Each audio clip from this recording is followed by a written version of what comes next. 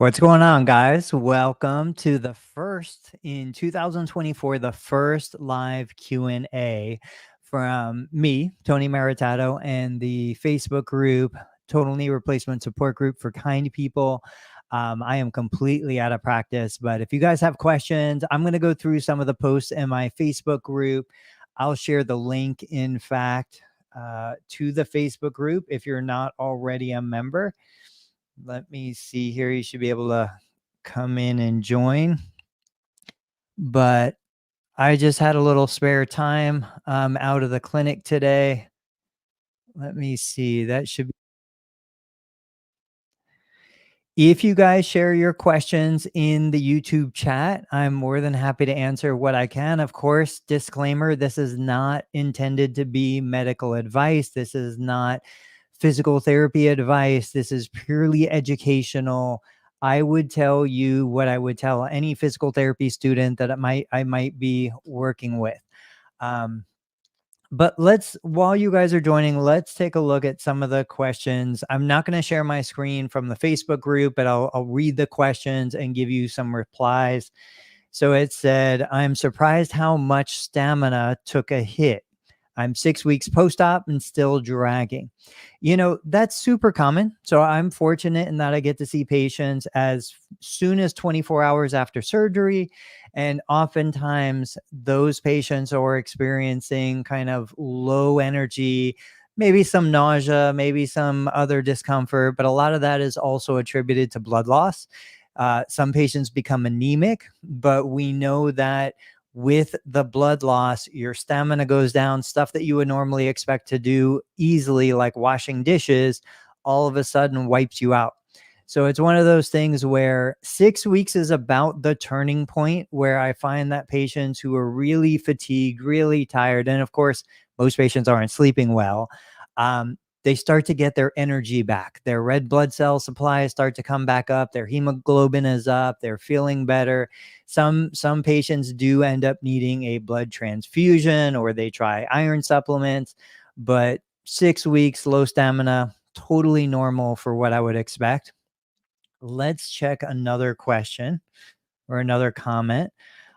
This member said, I've graduated to a cane. That's amazing. The standard, at least here in the US, is most patients will go home with a forward wheel walker. It's got the wheels in the front, the skids in the back, and then they'll transition to a cane at about the 2-week mark. From there, they'll transition to independent walking. Some patients will go from cane to from walker to just independent walking, and they'll completely skip using the cane. But amazing. I love seeing these achievements.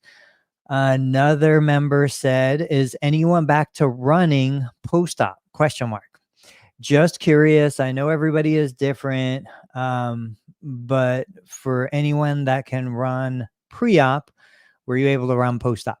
So this is a great question. I've got videos talking about this. Historically, it's been against medical advice to go back to running, mainly because of the fear around wearing out the implant. You've got material that's in the knee that wasn't there before. There's a certain lifetime expectancy for that material to survive. Now, I'm going to say that there's a lot of difference in runners, right? You've got light runners, you've got heavy runners, you've got runners that are well-trained, have been running their entire life, and you've got individuals that want to pick up running later in life.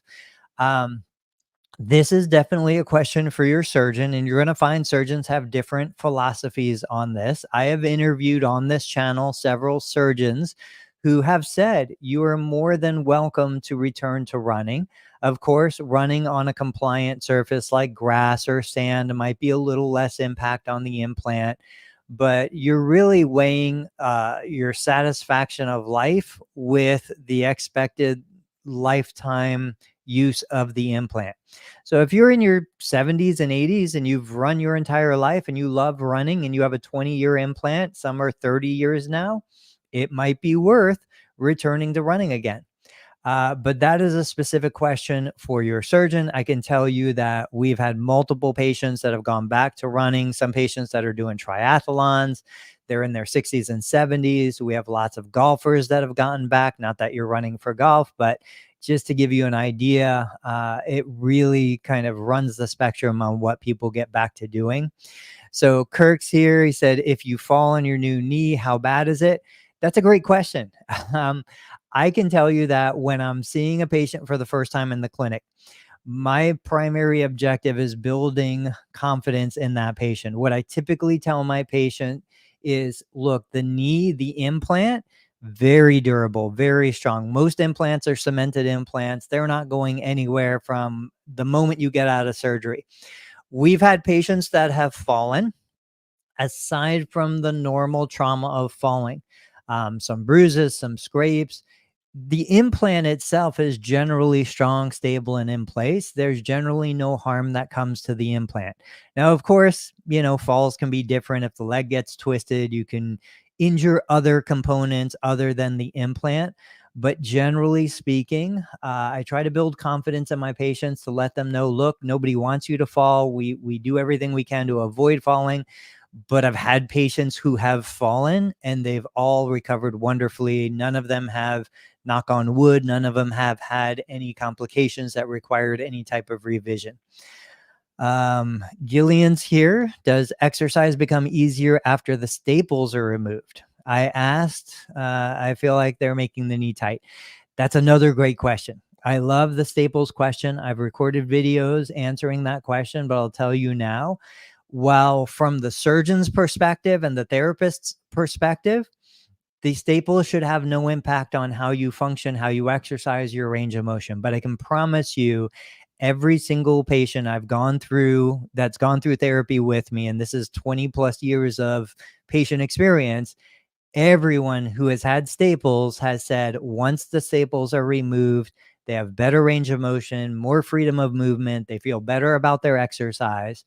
I'll tell you that a lot of patients have been fearful about the staple removal process, but then once it's done, I've never had any patient complain about it. It's generally painless. Occasionally there's a staple or two that might be a little bit stuck, but most patients tell me the removal process is painless. I've removed staples for patients in the past, but every single one of them has said once the staples are out, they feel like they have better range of motion. They feel more confident. They can do a lot more. And truthfully, a lot of times once those staples are out, we will start to do things like kneeling on the incision, desensitizing the incision. It does open the door for your therapist to be able to do more exercises that they wouldn't do while the staples were still in place. So great question. Guys, if you're just joining, feel free to post your questions. You have to put them in the YouTube comments because that's the only place that I can see them. I'm going to try to stay live here for another 10 minutes or so. I haven't done this at all this year, but I used to do it a little more frequently in the past. While you're thinking about your questions, I'm going to go back into the Facebook group. I'm going to see if I can find some other questions that I might be able to answer. So this Facebook group member said, I'm 10 days out. When trying to stand straight, it seems like my other leg is shorter. Does anyone else have this feeling? Does it eventually level out? So that's an unusual experience. Most of the time, patients will tell me they feel like their surgical leg is shorter, depending on your range of motion. So if you have full knee extension on the surgical side, it's certainly possible that it feels like the other leg is longer or shorter. Let me go through two scenarios. So typically patients feel like they're straightening their leg, but they're really not. There's still 3 to 5 degrees of flexion, even though they're trying to extend it, which functionally makes the surgical leg shorter. Occasionally, though, when they do have full extension, the non-surgical leg, let me go back to that question. Seems like the other leg is shorter. Yeah. So when they do have full extension on the surgical leg, the non-surgical leg is likely experiencing degenerative changes just like the surgical leg was before surgery. It could be bowed out. It could be collapsed in. We call that varus or valgus. It could be hyperextended. All of those things will cause that non-surgical leg to become functionally shorter compared to the surgical side. So your surgeon is faced with a question. Does the surgeon put in a new knee to optimize the mechanics of that leg, knowing that the other knee might eventually need a replacement, in which case it will then be normalized and made symmetrical? Or does the surgeon try to match the non-surgical knee when really, if that non-surgical knee has its own deformities or pathology, you don't want to put a new knee in to, match a leg that eventually is going to be different anyway. So, feeling like the non-surgical leg is shorter, totally possible, probably because the arthritic changes in the non-surgical leg are making it not match the brand new clean surgical leg. All right. Got a couple other questions here. Jacqueline said, I had a total knee replacement in January, had a MUA. Ooh, I can put it on the screen. Had an MUA in May. Okay, January for the replacement, manipulation under anesthesia in March, and a second manipulation in May. Still not getting my range of motion back. I've been going to therapy since January and my range is still at 85.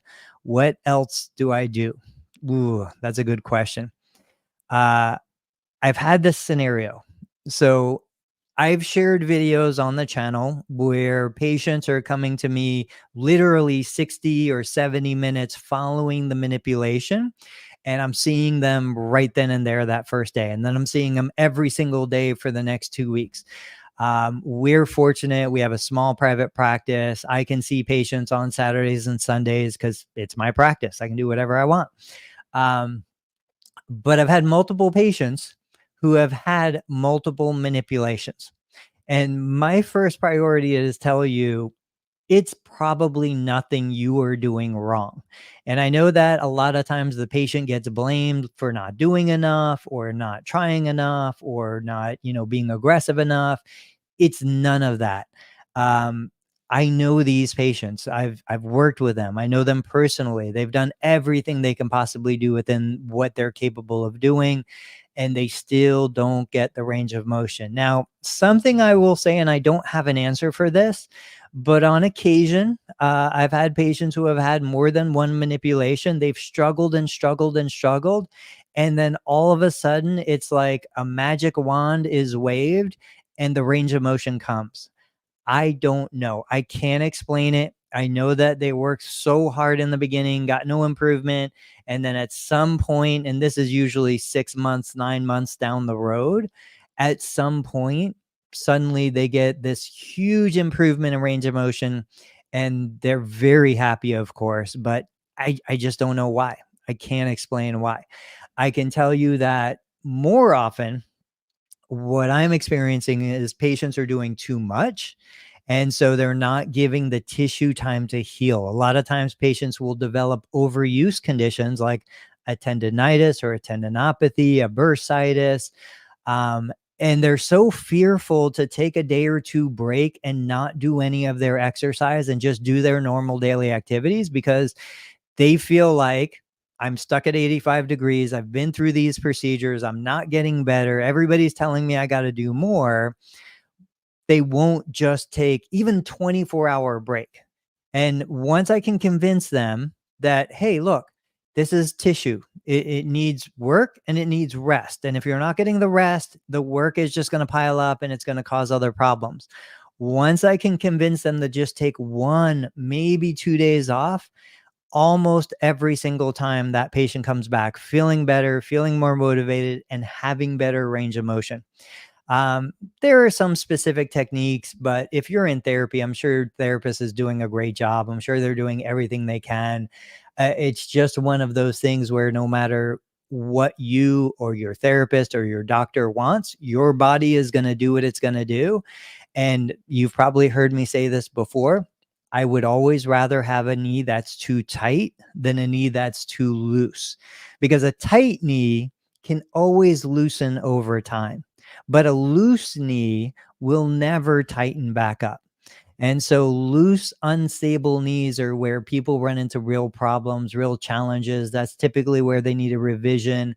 The knee is unstable. It's causing them to fall and they're not confident. A tight knee is frustrating for sure, but it's still stable at least. So take that for what it is. My main thing is don't give up, give yourself a break. If you knew a family member who is dealing with the same challenges that you're dealing with, you would be likely more gracious to them than you're probably being to yourself. So give yourself a little, cut yourself a little slack, celebrate the tiny wins, no matter how small they are. And I wish you the best. Um, let's see. Jillian, love your videos. Thank you so much. So helpful. That's awesome. I appreciate it. That's why I do it. I do it because I want to be able to bring you guys a different perspective. So, Kurt, how common is an infection? Do they ever prescribe oral antibiotics prophylactically? I Kurt, great question. I would tell you it depends on the surgeon. There are surgeons that are going to do it prophylactically. The push is to avoid antibiotics unless you absolutely know there's an infection. I have interviewed a couple surgeons on the channel and asked them these questions, and they all say there's really no good test to determine if there's an infection or not. We can tell you that all the similar signs of an infection could also be due to other problems, increased heat, increased swelling, redness, tissue, coloration changes, like all of these things. It could be attributed to damage to the lymphatic system. It could be attributed to other things. I have found that while if I was going to roughly guess, maybe a handful, maybe 5 patients in my 20 plus career have gone on either IV antibiotics or some sort of medically managed antibiotics for a true infection. That's a very small number compared to the 1,000 plus post-surgical knee replacements that I've worked with over the years. Okay, D Jackson. So maybe it's not my imagination. I thought my surgical legs seemed shorter. Yeah, totally not your imagination. No human body is symmetrical. Let's start with that. And then when you go in and you start changing things, you start putting in new parts, it's always going to be different. And no matter how good the science gets, no matter how the robotics and everything is measured, your body is changing every single day. And so whether it be coming from the knee itself, coming from the hip, coming from the ankle, we're just living in an environment that changes daily, that environment being our bodies. And so nothing is ever symmetrical. But the good news to that is that our bodies are incredibly adaptive. So even if there is some sort of anomaly and one leg is shorter or longer or anything like that, we will adapt.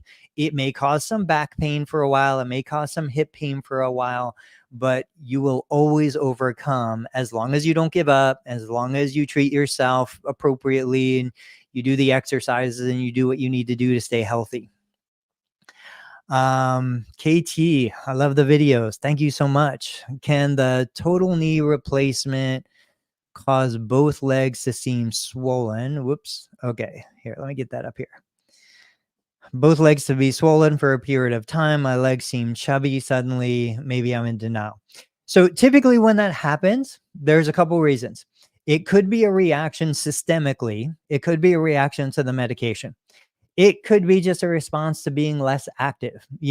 Typically after a knee replacement, people aren't up and moving around as much. So you could develop swelling in both legs, changes in nutrition, poor sleep. Nobody sleeps well after a knee replacement. All of these things could lead to a systemic inflammation, which will cause you to retain fluid. And a lot of times that fluid will settle in both legs. Absolutely reasonable. If you are doing any kind of elevation for the surgical leg, you could do elevation for both legs. Elevation is probably the one thing that will help reduce some of the swelling, at least temporarily. We know based on clinical research that if you're going to elevate at the hip, we need to have 45 degrees of flexion or higher. 90 degrees of flexion at the hip is ideal for elevation to reduce swelling, but it's usually too uncomfortable. So somewhere above 45 degrees, that's kind of the sweet spot for elevation to reduce swelling. But as soon as you stand up, all that fluid's going to drain back down. So again, be patient with yourself, but you're not imagining it. Probably totally reasonable that you would have swelling in both the surgical and non-surgical leg. Um, can one overdo it? Let me see here. Cycling at 8 weeks post-op. I'm doing 30 minutes on stationary bike at fairly high intensity, helps my mood. Awesome.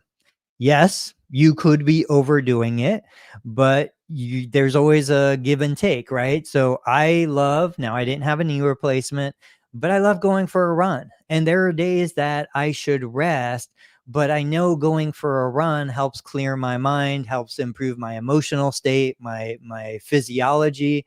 So I'm like, okay, I'm going to intentionally do something that maybe overdoing it or causing me to overtrain, but I'm doing it for a different reason. So if 30 minutes is feeling good to you, of course, you make your decision. But yeah, it could be too much. Maybe lower the intensity, maybe try to cross train, do something else, get on an elliptical or walk or whatever. Um, those tissues that have been involved in the surgery are just always going to be weaker than the non-surgical tissues. So they just need a little extra TLC and time to recover. Thank you. Thank you. Let's see here. I think we're running on the last two. Thanks so much. You are absolutely welcome. All right, let's make this the last question. I am 18 days post-op. My knee flexion is around 80 degrees. Okay, 18 days. So you're less than 3 weeks, 80 degrees of flexion. It's hard to bend further.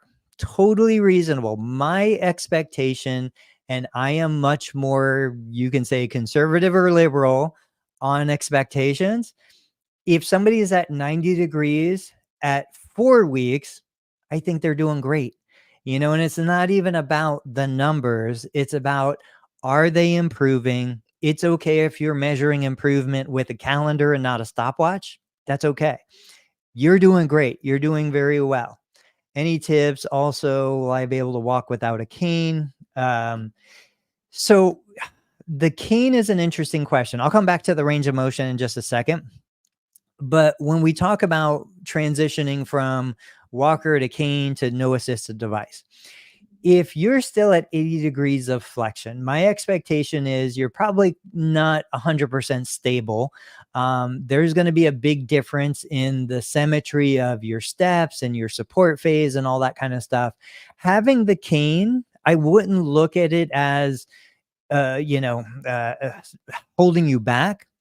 My experience is using the cane will help you walk more because you have that little bit of extra security, just being able to touch the ground. So it's a benefit to you. I wouldn't rush to get off the cane. I would work on obviously doing things to improve the extension. And so what is limiting the extension? If you're trying to straighten the leg and you're feeling pain, there's a couple of situations. So if you imagine this finger is my knee, the top of the knee, the bottom of the knee, if my knee is flexed to 80 degrees and I'm trying to extend it, if I'm feeling a pulling sensation in the back or bottom of the knee, that's consistent with connective tissue tightness. So that's the kind of thing where we want to get into a position where we feel the discomfort but not pain, and we want to sustain that stretch for 5, 10, up to 15 minutes. It has to be at a low enough intensity that you can sustain that amount of time. It should not be miserable, but it can't quite be comfortable either. But I have other patients where they're stuck in 80 degrees. They can't get full extension.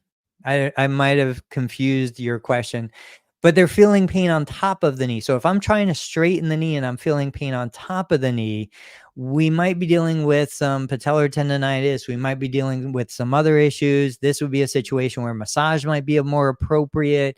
There are different kinds of massage devices. Shoot, I think I totally messed up your question. Let me bring this back up here. 18, flexion is around 80 degrees, hard to bend it further. I don't know why I was thinking about extension moving towards 0 degrees. So for flexion, 80 degrees, flexion is bending, 80 degrees. Similar advice, just on the other end. So what I would try to do is I might sit in a chair, ideally a tall stool, like a kitchen stool or something where the leg can hang, And I would try to just give it time to let gravity pull you into deeper flexion. If you find, and this is what you'll see in some of my other videos, you're tensing up in anticipation of the pain or discomfort, you might not even realize it. And so a lot of times when I'm working with a patient in the clinic and I'm supporting their leg, they might have more than 80 degrees of flexion, but we might be at 60 degrees and I can feel them resisting gravity pulling their leg down because they know that as they go further, it's going to get uncomfortable and it's going to get painful. They don't mean to do it. It's just a natural guarding response. So the goal is always find a position where you have the capacity to go further than the available range of motion, and then your focus is relaxing the quadricep, relaxing the thigh, making it as comfortable as possible to allow that foot to drop into deeper knee flexion. I have never seen somebody get better range of motion by forcing it, but I almost always see somebody get better range of motion by figuring out how to relax the musculature and move through the range of motion without increasing pain. Anything that increases pain is going to limit your ability to gain range of motion. So guys, we're at 26 minutes. I do have to go, but this was awesome. Let me know in the comments if you like me doing some of these live interactive calls. I'm totally happy to start doing this on a weekly basis. In the meantime, if you're not part of the Facebook group, I'll share the link. If you are enjoying the content on the channel, please subscribe, and I'll see you guys on the next video.